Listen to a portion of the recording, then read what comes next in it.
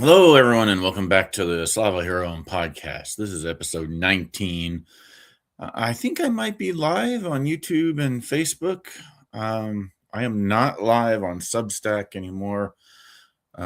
This is meant to be a pre-recorded show from now on because I'm not very good at keeping a consistent time. And one of the factors to that is nobody really shows up to live podcasts. And that's okay. I'm a very small audience, but if the audience grows and we get bigger and a little bit more of an audience, we will go to back to a live stream show, and we'll probably try to continue to do it at some point on Friday, maybe 7 a.m. Eastern. But for now, to let some of you know what this show is about, I concentrate on the individual heroic stories of the conflict in Ukraine, because I think it's important with all the geopolitics that goes on that we focus on the individual people doing things to help save lives and make that win that war for Ukraine. Today we're going to go back in time a little bit, though, and we'll talk about a hero of the Euromaiden, and then we'll talk a little bit about how the Euromaiden and the United States' current situation share a lot of commonalities, and how our citizens share a lot of common threats, and how we're all part of the same fight. It can be a peaceful fight if enough people come together and make it so. And we hope it doesn't get to the point that since we do not have a direct threat neighbor, that the United States does not become the direct threat to other nations. We will touch on that, but not get into it fully. Then, as we always do, we'll remember some of those folks that we've lost. And instead of talking about, normally we talk about at least one humanitarian aid organization on this podcast per episode, try to spread awareness. But this time I'm going to kind of talk a little bit about some things to watch out for, because even in Ukraine, as much as I've tried to concentrate on definitely trustworthy charities and whatnot, there you can still encounter those that are not. So I'll talk about some red flags about what to watch out for, so that you do not go down the wrong path of choosing a charity that's not going to the aid of Ukrainians, or at least not in mass. So let's get to our feature topic. I want to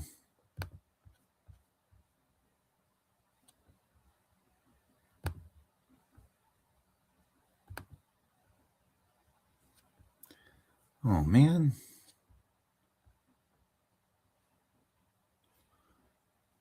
All right. This is not.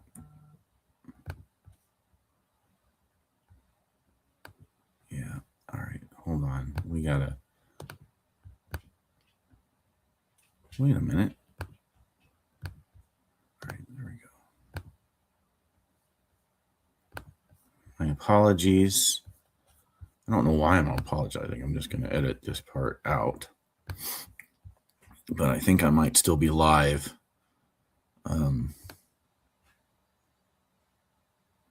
But nobody knows that I was going to go live because I didn't advertise it. All right, let's add.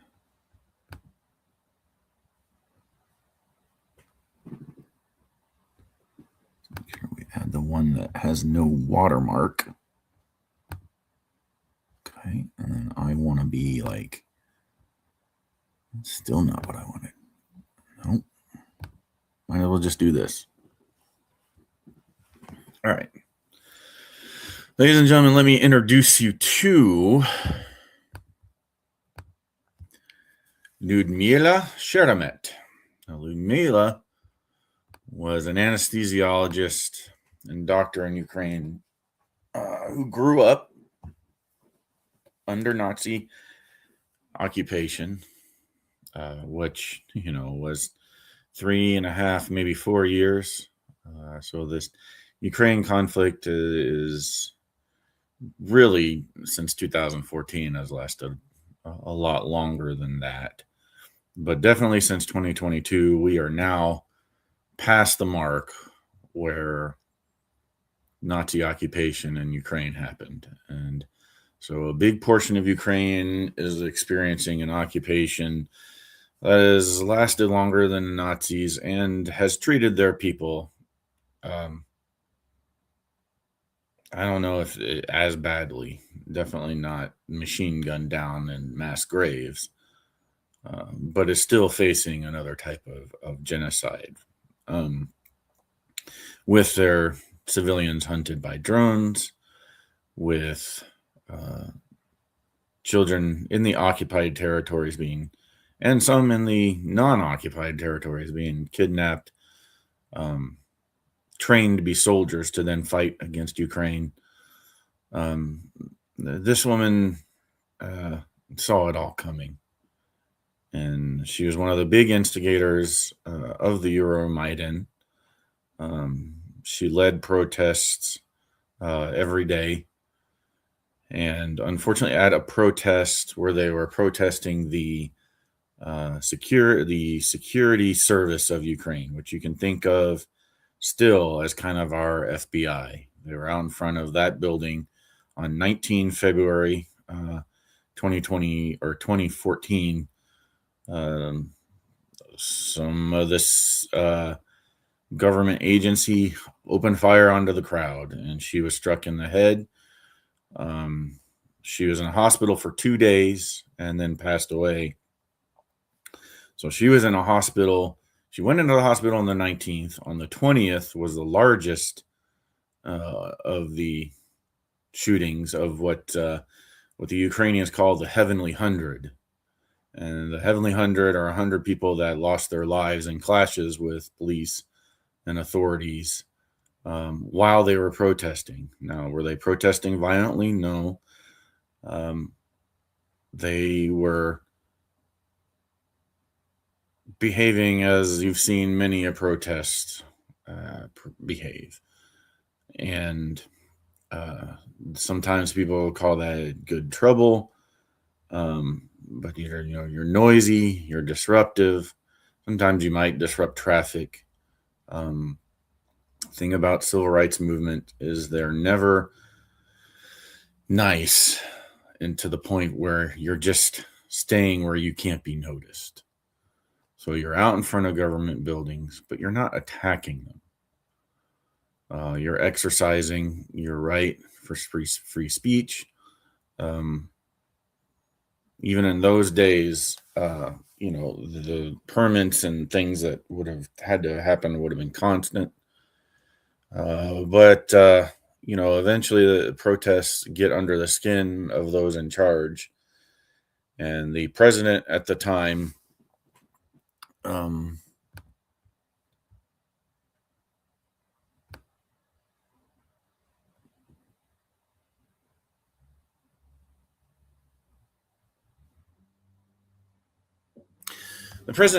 whose name is Viktor Yanukovych, really, he was Putin's puppet guy.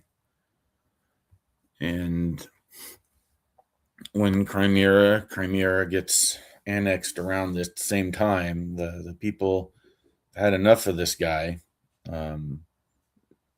turning security forces on the people. There had been other investigations of instigations of corruption that the people learned about. And at first it was young people, and then they were shot at. And then the rest of the nation joined in, and then they were shot at. I'm giving a very brief overview of the Euromaiden. And then being shot at a final time was enough. And then the people did seize some of these government buildings. But the military was not on the side of Victor, and he was forced to flee the country, and he's still living in exile in Russia. So, peaceful transition happened, and democracy, true democracy, was restored with an entire branch aimed at policing corruption within the government. Yes, dear? Oh, you found it. It's not live, so. Oh, okay. Is that it? No, this is the old one. It was in my box. I put it in there because I really should cut it up. That's the old one. Well, it says 1029, that's why. I know, but that one was the old one that I don't know how I lost and then found. So the one that we're looking for is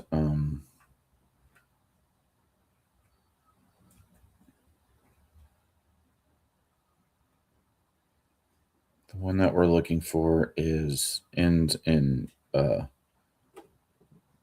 5090, I think. No, 9726 is what we're looking for. Ends in that 4. Okay. Sorry, honey. No.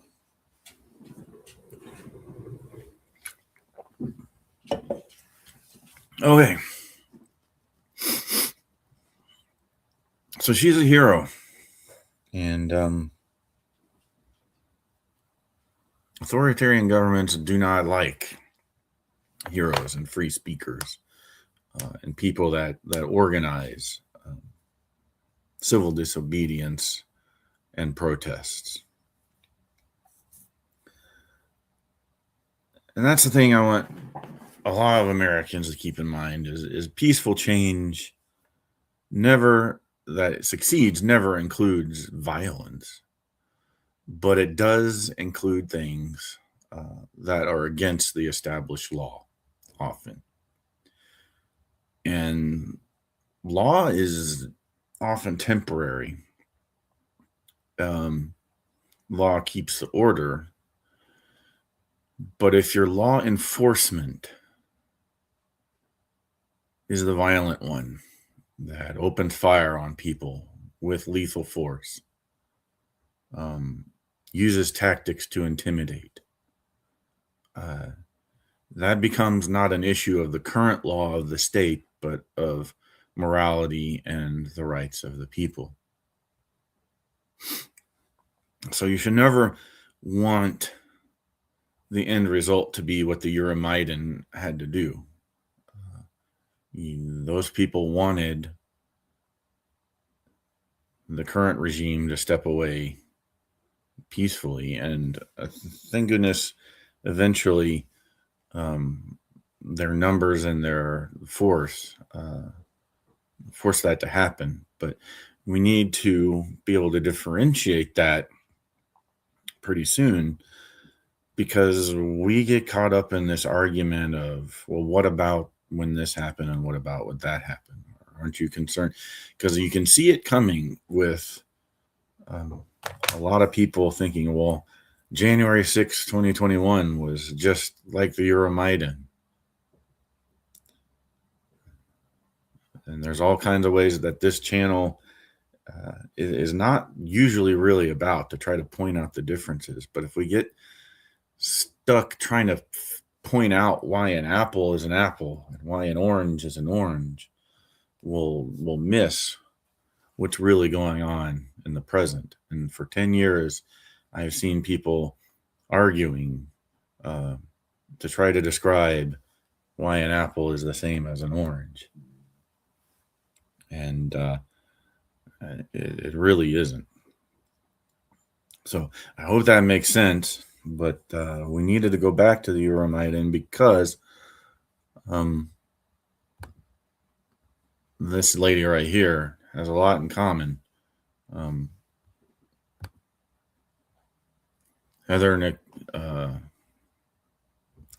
Renee Nicole Good has a lot in common with Liudmyla Sheremet.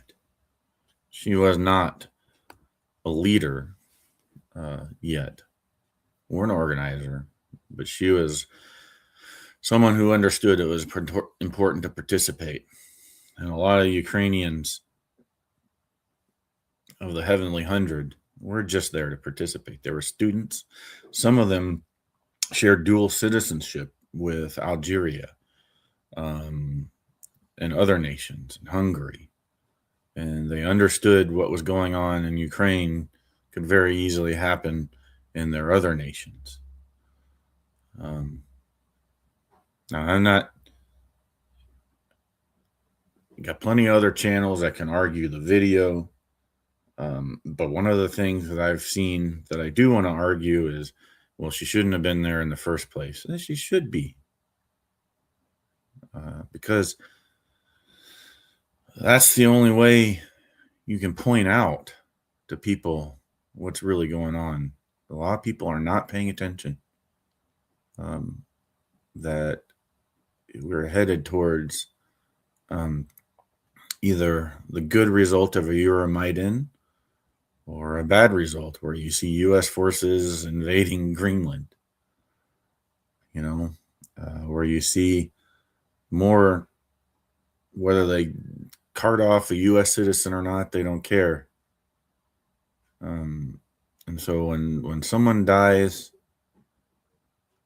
and it's something that could have been avoided if the adults in the room, the law enforcement, act like adults in the room. Even if you think all the protesters are behaving like children, someone has to be the adult.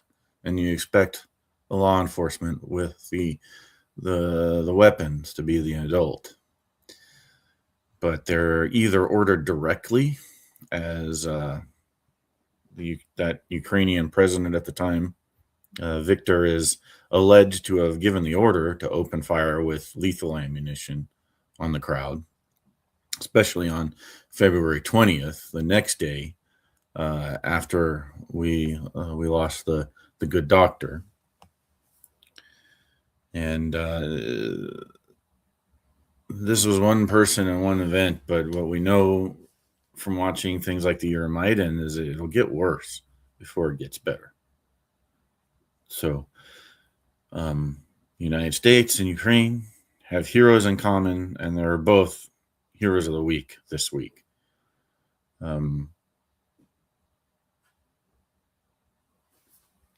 you want to know more about the Euromaiden, I'm going to put some good resources in the comments. Or, of course, you can visit my Substack, where I've written an article about Renee Good, Ashley Babbitt, and Liudmyla Sheremet, and what they all have in common and some of their differences. All right, so this week we lost a few more Ukrainians. Their power has been out. Let me get back to this, and then I go this. Okay. In Ukraine, the power in Kyiv has been out. They've really gone after the electric service grid, the Russians have, since the really cold part of the winter is just starting. And what you see are pictures in the street of Ukrainians showing that they're not deterred by the loss of their electricity, coming together, singing songs. I don't have any pictures of that recorded, but and you'll see even in Kherson, life continues. Christmas continued. These people are not deterred, but they know that they need the world's help to get out of this mess. And that's what we're here for, to fight against information warfare. I don't have a lot of counter information warfare. I think people are buying it less and less that Russia is winning this war. All the negotiations on Ukraine have now been taken up by Venezuela and Greenland. So people aren't even thinking about Ukraine again, which is good and bad. But I want you to keep in mind that the attention on Greenland, in a way, well, if we can go grab Greenland, you're asking anyone who thinks we can do that. You're also saying people can go grab Ukraine, people can go grab Thailand. Any country can go grab whatever they want, grab whatever leader they want. Now, I'm a big proponent of that we removed Saddam Hussein the way we did. I thought that was a good thing, despite truth being very questionable. Because I think some people had wrong intelligence and some people had the right intelligence and didn't care. So I'm taking you back even further than 2014 for a minute, because regime change is one thing. But if the people decide that regime change needs to happen and they need some assistance, and there's a country with the power to do it, that can be argued, hey, the people are crying out for assistance for regime change. Is that happening in Venezuela? I don't know enough about it. But that's the first thing that people should investigate is, do the people of Venezuela want the regime change? Because in Iraq, they very much did.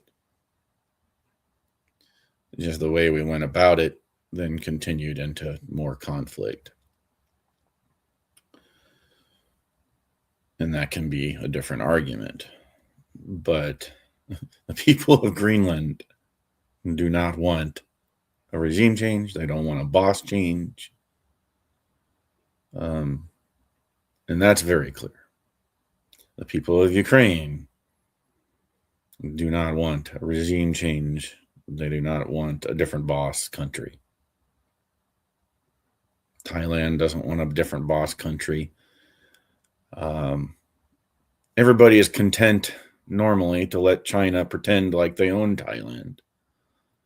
And even Thailand is content to let China pretend.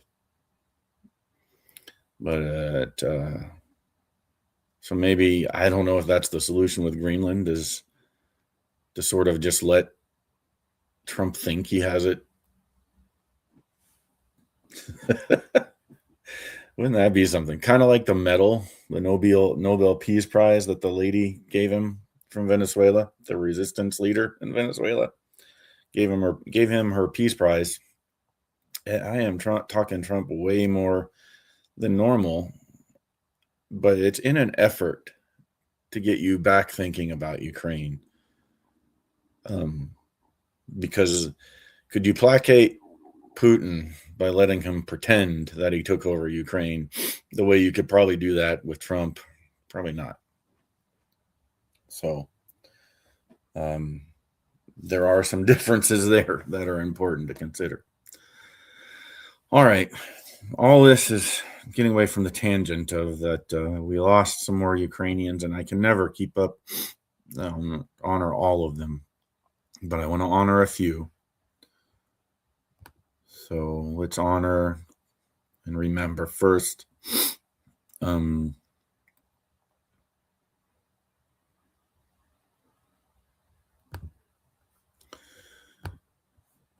let's remember first. This is Olena,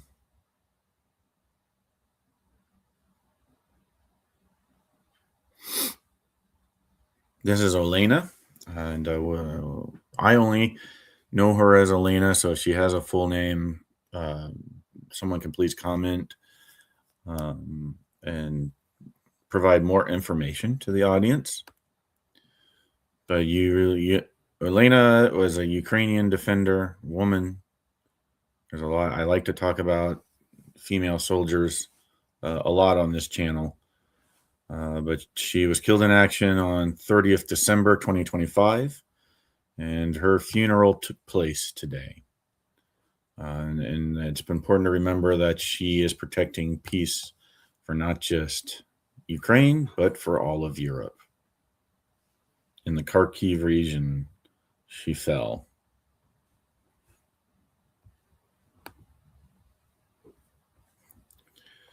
Also, today we'll remember Valentina, who was killed yesterday by Russians. She would have turned 37. Her mother was severely wounded in the hospital, and her father was killed a week ago. So she lost her mother and father, and then finally the Russian shelling in Nikopol, the name of their town, on the Eastern Front, has wiped out this entire family. So we'll remember Valentina and her family. And finally, another hero who fell recently. This is Ivan Prokopets. He was a combat medic. He was killed while his ambulance was trying to evacuate wounded soldiers. He's been fighting since 2023 as an anesthesiologist at the Volyn Regional Psychiatric Hospital. And then he joined the Army in July as a combat medic. So relatively new, only been at this a couple months. And unfortunately, January 13th, along with everyone that he was trying to evacuate, were destroyed by a human safari FPV drone attacking ambulances rather than attacking the frontline troops. Again, I always want to bring attention to the human safari, and this is a different case than normal. You'd think he is in a combat zone, but it's still part of the human safari and what Ukrainians face every day.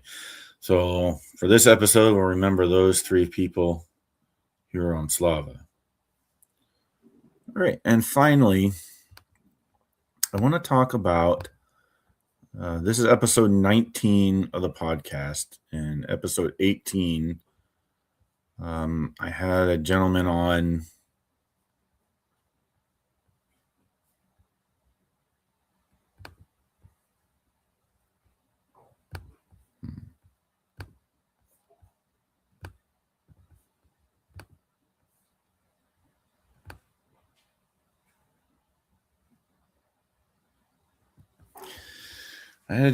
named Ben Dusing.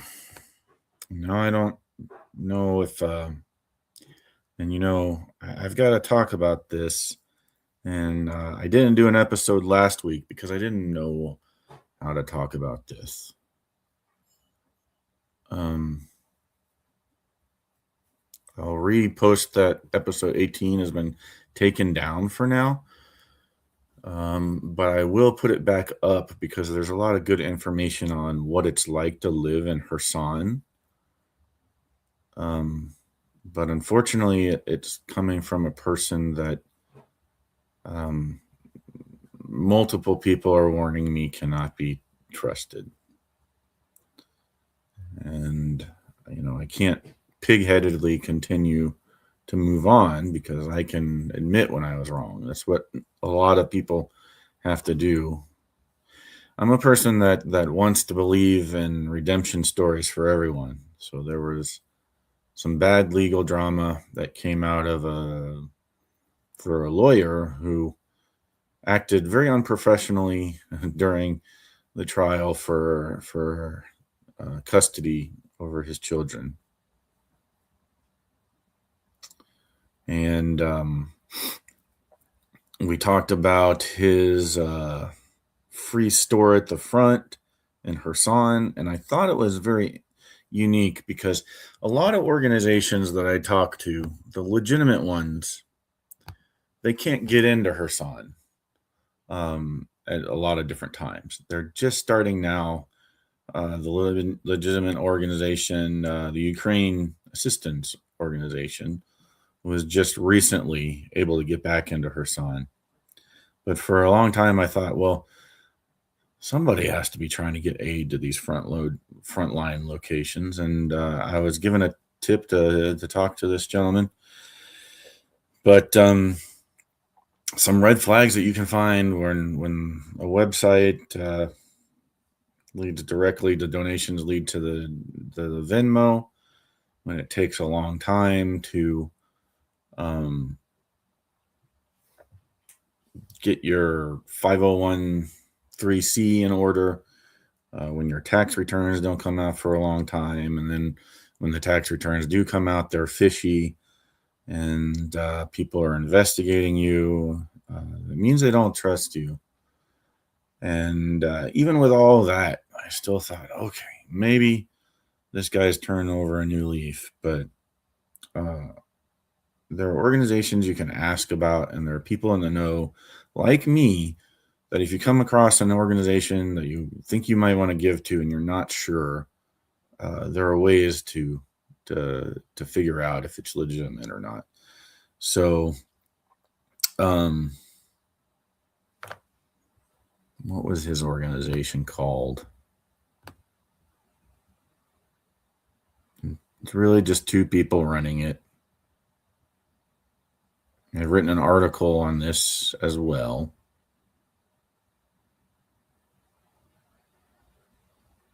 So World Aid Runners, I'm sad to say, is one that you should avoid, unless they are absorbed into a larger charity that can then be verified. But there are plenty of organizations out there that can get the Ukraine, the frontline areas, the aid they need. They just are going to be cautious about it, and they can be backed up by some of the larger cities.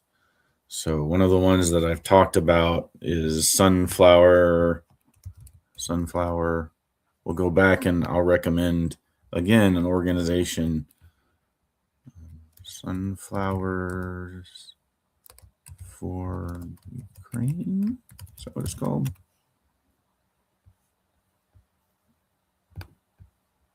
One of my previous episodes,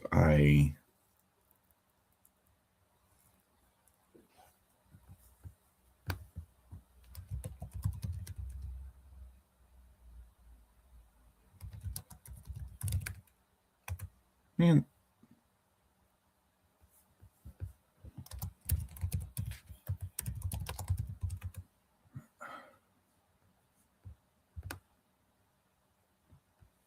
No, not that. Sunflower Seeds Ukraine. Okay. So avoid World Aid Runners. So avoid World Aid Runners, and let me share a screen.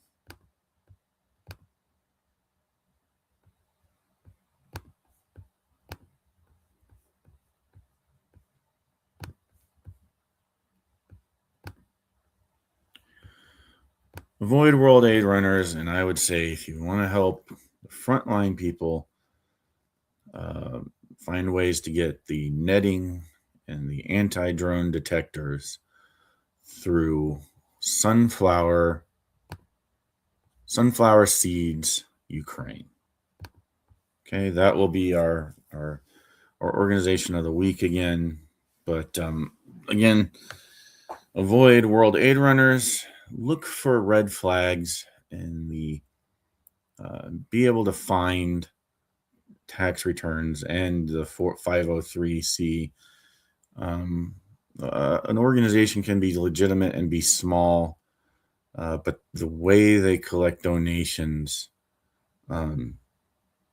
needs to be very clear, and not all kind of, you can donate big sum, like he was asking for big sums of money from different organizations, And the pledge to help. I think he was looking for people to join him. Originally, he had other people to join him, but if they don't want to talk about, I think one of the best indicators that you should look for is if a charity helping Ukraine is in a network connected by other charities like Blue Check.